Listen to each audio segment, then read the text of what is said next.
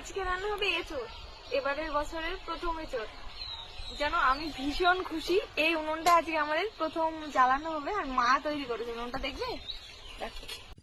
নমস্কার বন্ধুরা, সুমনা ডেইলি ব্লগে আপনাদের সকলকে স্বাগতম। হ্যাঁ বন্ধুরা, আজকের ভিডিওটা ধামাকাদার হতে চলেছে, কারণ আজকে সুমনার মা একটা গিফট দিয়েছে আমাদেরকে।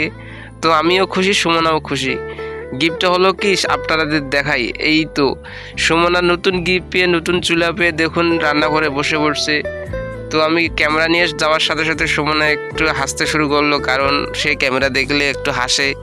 তো আমি তাকে বললাম যে আজকে কী রান্না করা হচ্ছে। সে বলতেছে আজকে পেঁয়াজু রান্না করছে নতুন চুলায়, জানি না কীরকম হবে। আমি বললাম যে না, তোমার হাতে জাদু আছে, তুমি যে পরিমাণ সুন্দর করে রান্না করতে পারো সেটা আসলে আমাদেরকে অমৃত মনে হয়।